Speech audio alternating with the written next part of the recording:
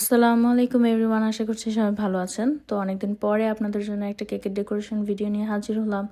আশা করছি অবশ্যই আপনাদের ভালো লাগবে। এই টাইপের ডেকোরেশনটা আমার প্রথম করা, তো একটু ভয় কাজ করছিল যে না সুন্দর মতো করতে পারবো নাকি, বাট আলহামদুলিল্লাহ দেখতে কিন্তু লাস্টলি খুব ভালোই লেগেছে।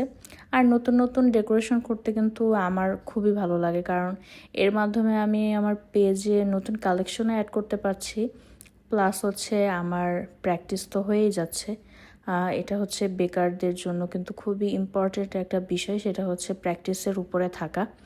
না হলে কিন্তু আপনি যতই কোর্স করেন না কেন, যত যাই করুন না কেন, আপনার যদি প্র্যাকটিস না থাকে তাহলে কিন্তু আপনি কাজটা সুন্দর মতো করতে পারবেন না।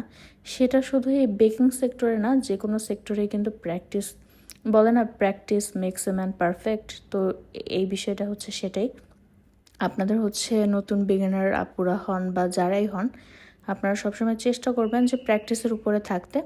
তাহলে দেখবেন কিন্তু আস্তে আস্তে আলহামদুলিল্লাহ আপনাদের কাজ কিন্তু সুন্দর হয়ে যাবে। যেমন এখন আমি যদি আরও 1 বছর আগের কেকের কাজ দেখি, তখন আমি নিজে নিজেই ভাবি যে তখন আমি কি কাজ করতাম, আর তখন মানুষ আমার কাছ থেকে কেন কেক নিত।